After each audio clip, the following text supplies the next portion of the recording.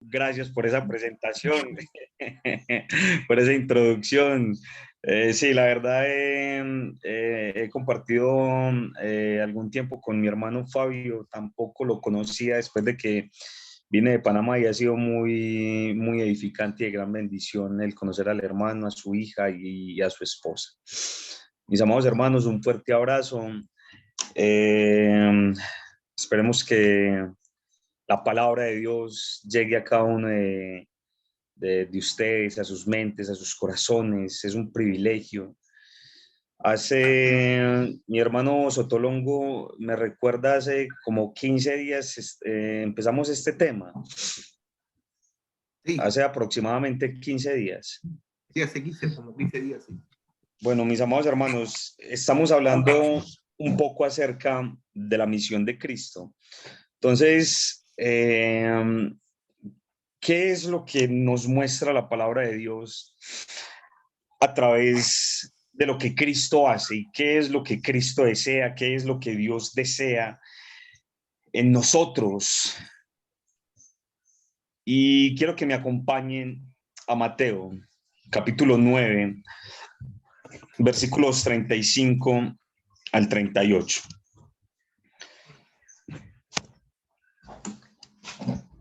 Hace 15 días hablábamos acerca de, voy a dar un pequeño resumen para ponerlos en contexto, hermanos, y leíamos este pasaje, Mateo capítulo 9, versículo 35 al 38, nos dice la palabra de Dios. Recorría Jesús todas las ciudades y aldeas, enseñando en las sinagogas de ellos y predicando el evangelio del reino, y sanando toda enfermedad y toda dolencia en el pueblo. Versículo 36. Y al ver las multitudes, tuvo compasión de ellas, porque estaban desamparadas y dispersas como ovejas que no tienen pastor. Versículo 37. Entonces dijo a Jesús, a sus discípulos, perdón, a la verdad la mies es mucha, mas los obreros pocos. Versículo 38. Rogad, pues, al Señor de la mies, que envíe obreros a su mies. Y hablábamos hace 15 días, mis amados hermanos, de la misión de Cristo. ¿Y qué hablábamos? Desde el versículo 35 vemos algo bastante interesante y es que Jesús recorría, vemos la actitud de Jesús. Jesús recorría, andaba, se cansaba, invertía, se sacrificaba. Eso era lo que estábamos viendo. Y dentro de esa óptica y dentro de esa perspectiva, vemos la escalera rutera del por qué Jesús se cansaba, invertía, recorría, andaba, se sacrificaba, porque la palabra nos dice que quiere que todos los hombres sean salvos. Entonces, mirábamos en Primera de Timoteo, capítulo 2, versículo 3 y 4. Observábamos también en Segunda de Pedro, capítulo 3, versículo 9.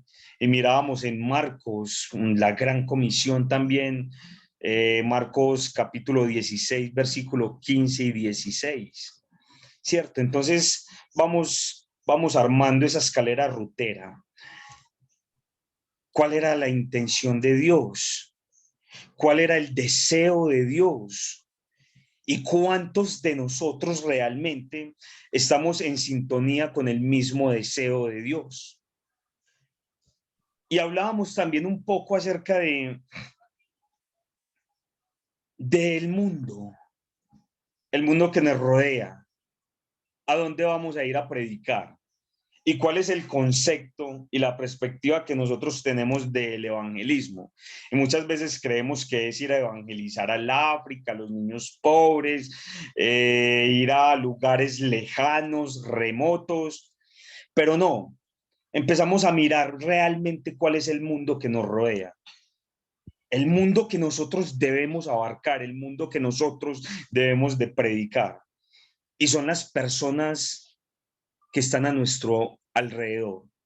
nuestra esposa, nuestros hijos, nuestros padres, nuestros hermanos, nuestros vecinos, con las personas que trabajamos, que no conocen de Dios, pero que tienen la oportunidad y el privilegio de conocerte a ti, que conoces la palabra y que la puedes hablar a ellos. Entonces, llegamos a ese punto. ¿Estás en qué sintonía estás con Cristo? ¿Realmente estás practicando lo que Cristo hacía, donde fue, recorría, andaba, se cansaba, invertía, y que también quiere que todo el mundo sea salvo? Entonces la pregunta es, y la pregunta que debemos de hacernos en esta noche es, ¿realmente quieres que las personas que están a tu alrededor sean salvas? ¿Le has hablado del evangelio a aquellas personas que es tu mundo? También hablábamos un poco, hermanos, en este versículo nos enseña algo bastante poderosísimo, hermanos, y nos dice que recorría Jesús todas las ciudades en el versículo 35 y aldeas enseñando. Primero, enseñaba. Segundo, predicaba. Y veíamos que enseñar y predicar es algo totalmente diferente, porque enseñar tiene que ver con un proceso de educación. Jesús enseñaba toda la parte íntegra del hombre. Jesús sanaba. A Jesús le interesaba todo su ser, tanto lo físico como lo espiritual. Entonces empezamos a ver esa parte de enseñar y vemos la diferencia entre enseñar y predicar. Y la palabra me está diciendo, enseñando en las sinagogas de ellos y predicando el evangelio del reino. Y vemos la diferencia entre enseñar y predicar. Predicar tiene que ver con la conversión de la gente. Entonces, cuando llegamos a este punto, llegamos a un punto de espiritualismo, no desde el punto de vista y desde lo que Jesús hacía, sino desde lo que hacían aquellas élites políticas y religiosas del tiempo, y estamos hablando de aquellos fariseos, los saduceos, los celotes, y hablamos de espiritualistas que simplemente se mostraban, ellos predicaban en las calles, pero realmente no enseñaban. Entonces recordemos que enseñar tiene que ver con el proceso de educación, y Jesús enseñaba toda la parte íntegra del hombre, porque Jesús sanaba, a Jesús le interesaba absolutamente todo. Entonces, esto fue lo que vimos más o menos hace 15 días, mis amados hermanos. Este es el primer punto. Entonces miramos la misión de Jesús. Como segundo punto, miramos la motivación de Jesús. Este es el segundo punto, la motivación de Jesús. Mateo capítulo 9, versículo 36 me está diciendo la palabra de Dios. Y al ver las multitudes, tuvo compasión de ellas, porque estaban desamparadas y dispersas como ovejas que no tienen pastor. Observemos algo bien interesante acá, hermanos, y es cómo comienza Jesús. Y esto me gusta mucho. ¿Cómo comienza Jesús? Observe lo que dice el texto. Al ver las multitudes. Jesús empieza, hermanos, con la óptica. Con la óptica. Me está diciendo la palabra en el versículo 36, al ver las multitudes. Jesús empieza con una óptica, y la pregunta es, ¿cómo estamos mirando a las personas? ¿Cuál es tu enfoque realmente en esta vida? Hermanos, para poder salir y predicarle a las personas, creo que tenemos que tener la misma mirada de Cristo. Tenemos que tener la misma mirada de Cristo. ¿Cómo estaban las multitudes en este pasaje? Observemos que estaban desamparadas y dispersas. ¿Cómo está la gente hoy en día? Hermanos, sin Cristo, como ovejas que no tienen pastor. Así está el mundo hoy en día. Hay un pasaje que me llama bastante la atención, hermanos, y todos los pasajes de la Biblia me llaman bastante la atención, hermanos, pero quiero resaltar en esta noche este pasaje, hermanos,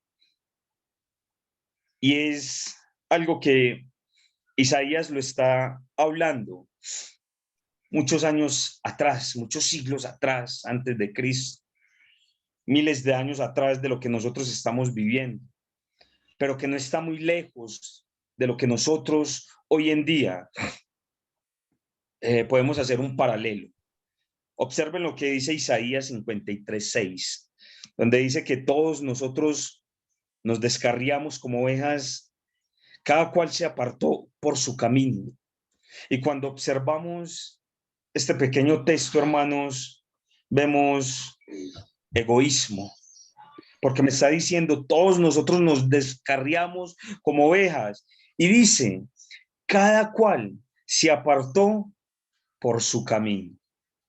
Está pasando lo mismo hoy en día en nuestra vida espiritual.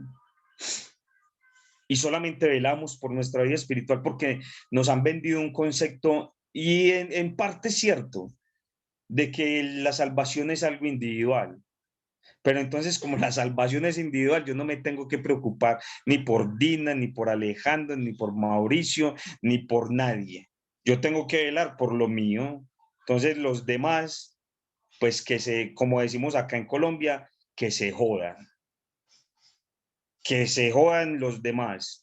Entonces, es algo triste, hermanos, porque no estamos entonces teniendo la misma óptica de Cristo, no estamos teniendo la misma mirada de Cristo. Y sigue diciendo en Isaías, entonces vemos una parte de egoísmo, pero observe lo que sigue diciendo el texto.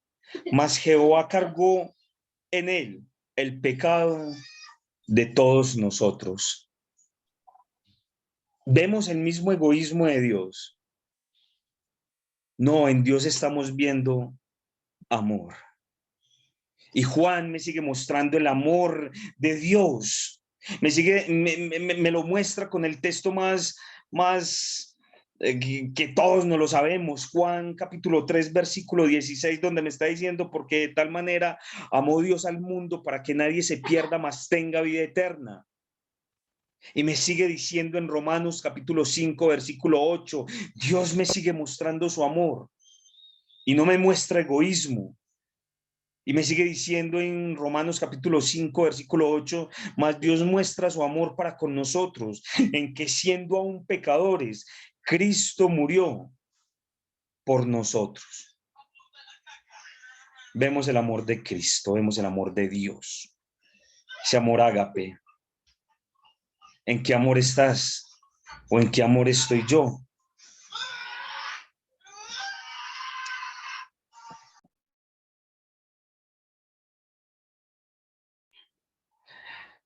Como tercer punto, la evaluación de Jesús. Ya tenemos la misión de Jesús, primer punto. Segundo punto, la motivación de Jesús. ¿Cuál es nuestra óptica? Tercer punto, mis amados hermanos, la evaluación de Jesús. Versículo 37. Estamos en Mateo capítulo 9, versículo 37. Me está diciendo la palabra de Dios. Entonces dijo a sus discípulos, a la verdad la mies es mucha, mas los obreros poco. Versículo 37. Y acá está el problema, en el versículo 37. ¿Sabe cuál es el problema, hermanos? El poco involucramiento en la mies. Porque cuando hablamos de la mies, el campo es el campo, ya está preparado. Y Dios a través de su palabra me está diciendo, la mies es mucha, pero los obreros poco. Entonces ya hay un campo que está totalmente abonado, preparado. ¿Y qué es lo que nosotros estamos haciendo? Hermanos, recuerden, la mies tiene que ver con el campo ya preparado. Y son pocos hoy en día que se preocupan por las personas. Son pocos hoy en día que quieren llevar un mensaje de amor, un mensaje de esperanza. Los obreros son pocos, mis amados hermanos. Esa es la evaluación de Jesús, que los obreros son pocos. Porque hoy en día la gente no quiere involucrarse en la obra del Señor. ¿Recuerdan lo que dice Isaías? Isaías 53:6. Cada cual se apartó por su camino. Y Pablo hace una evaluación hace más de 2000 años. Y Pablo vuelve y lo dice en Filipenses capítulo 2, versículo 21. Y Pablo está diciendo, porque todos buscan lo suyo propio, no lo que es de Cristo. Y seguimos viendo ese egoísmo. Todos buscan lo suyo propio y no lo que es de Cristo Jesús. Hermanos, todos están enfocados en sus propios planes. Y yo no sé si ustedes han observado a las personas que están a su alrededor, que todos están en una parte egoísta de sus vidas, en una vida espiritual, una parte egoísta espiritual. Y el egoísmo, hermanos, va a destruir este mundo y va a hacer que tus familiares, que tus amigos, tus vecinos se vayan al infierno, se vayan al lago de fuego. Y esto casi nosotros no lo hablamos y casi no lo hablamos de esta manera. Pero es cierto, el egoísmo va a hacer que tu familia, que tus amigos, que tus hermanos, tus padres se vayan al infierno y se vayan a ese lago de fuego eterno. Y esa es la evaluación de Jesús, que hay mucho egoísmo. Hay mucho egoísmo hoy en día. Recordemos que Dios no es egoísta. Todos los días nos da, nos provee, nos alimenta, nos guarda, nos protege. Imagínense, hermanos, donde Jesús, donde Dios pensara de la misma manera que nosotros estamos pensando y el corazón que tenemos en estos momentos. Y donde Jesús se hubiera negado a morir por cada uno de nosotros. Hermanos, Jesús no pensó así. Siempre pensó en la necesidad del otro. Jesús siempre pensó en la necesidad del otro. Esa es la esencia del cristianismo. El pensar en el otro, en pensar en el hermano, en pensar en las necesidades de la congregación, en la necesidad de aquel hermano que está mal. Preocuparnos los unos por los otros. Y vamos a quitarle a esto, hermanos, quitémosle la doctrina, la iglesia de Cristo, quitémosle los mandamientos, quitémosle la religiosidad. Quitémosle todo esto, hermanos. Y lo único que te queda es el amor desinteresado de Dios para alcanzar un mundo perdido. Eso es lo único que queda. El amor de Dios para alcanzar un mundo perdido. Cuarto, la solución de Jesús. La solución de Jesús. Versículo 38. Dice: rogad, pues, al Señor de la mies que envíe obreros a su mies. Hermanos, ¿saben cuál es la clave de Jesús en este pasaje? La oración. Esa es la clave. Observen lo que dice, versículo 38. Rogad. Y eso es un verbo imperativo. Esto no para. Esa rogativa nunca para a la fecha, sigue vigente. Y dice, rogad pues al Señor de la mies que envíe obreros a su mies. Vemos la clave y es la oración. Pídale a Dios que abra puertas, que haya obreros. ¿Quién es el dueño del campo? ¿Quién es el dueño del tiempo? ¿Quién envía a los obreros? ¿Quién pone la disposición en el hombre? Y vemos una gran lección, mis amados hermanos. Jesús mismo orándole al Padre. Lleva más de 2000 años enseñándonos, mostrándonos que oremos al Padre. Y nota muy bien lo que dice, una oración. Hay algo muy importante en Primera de Juan. Y nota muy bien lo que dice en Primera de Juan, capítulo 5, versículo 14. Y esta es la confianza que tenemos en Él, que si pedimos alguna cosa conforme a su voluntad, Él nos oye. Él nos oye. ¿Cuál es la voluntad de Dios sobre este mundo? ¿Cuál es la voluntad de Dios, mis amados hermanos? Que haya salvación. Esa es la voluntad de Dios, que haya salvación.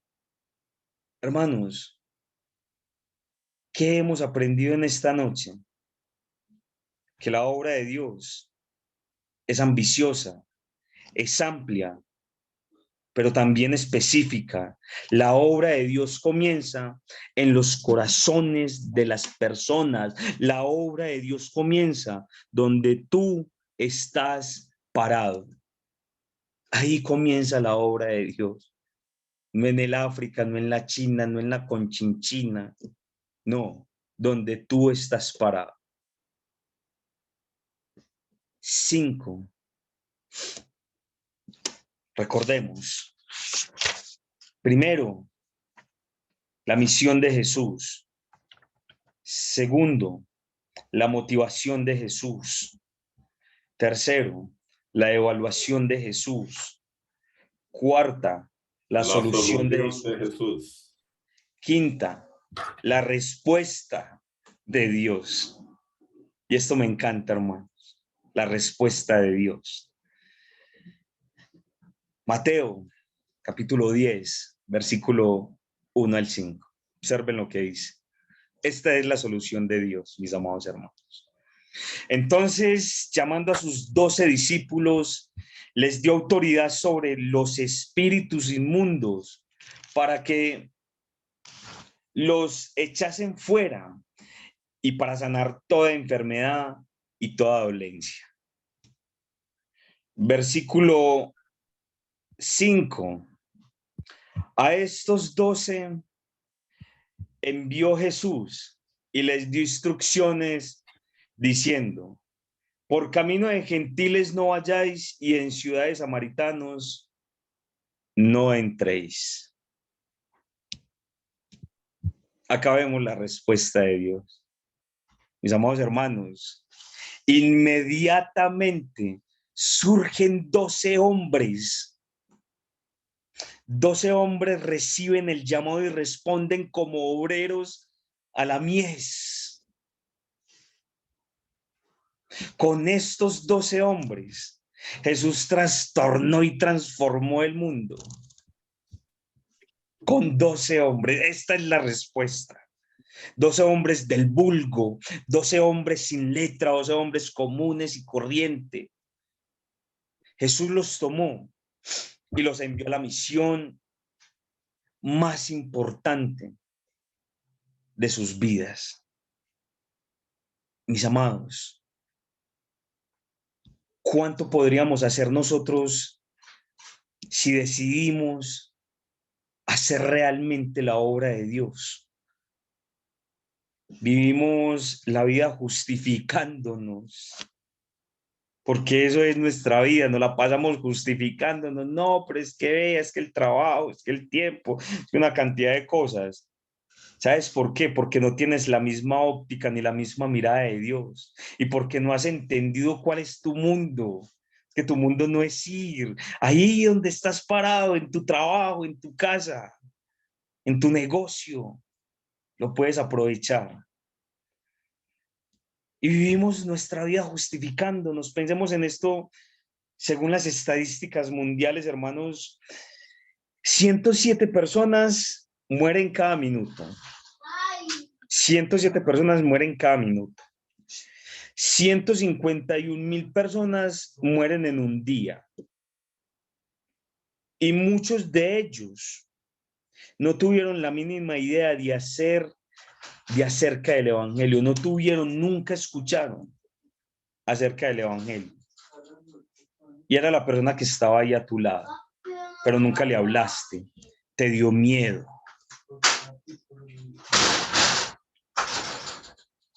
Hay un pasaje que también me gusta mucho, mis amados hermanos, y es Primera de Crónicas, capítulo 28, versículo 20.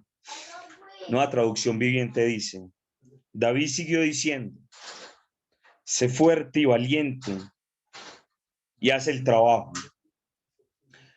No tengas miedo ni te desanimes, porque el Señor Dios, mi Dios, está contigo. Él no te fallará ni te abandonará. Palabras tan lindas. Y estamos hablando del templo. Pero, hermanos, para mí esto es una promesa. Que Dios nunca te ha desamparado y que nunca te desamparará. Y que todo lo que tú hagas en pos y que vaya dirigido hacia la voluntad de Él, siempre vas a recibir ese respaldo de parte de Dios. Dios ha puesto una obra en cada uno de nosotros. Dios nos va a pedir de lo que hagamos y dejemos de hacer. Dios a todos nos dio, mis amados hermanos, talentos, dones, habilidades. Y recordemos, hermanos, el enfoque de la vida. Recordemos esto, quiero que nunca se les olvide. El enfoque de la vida, hermanos, no era haber pasado una pandemia.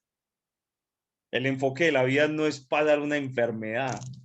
El enfoque de la vida no es pasar una dificultad. Y todos los problemas que se nos presentan a día. Ese no es el enfoque de la vida, hermano. ¿Saben cuál es el enfoque de la vida? Es pasar. Escuchen bien esto, mis amados hermanos, que nunca se les olvide.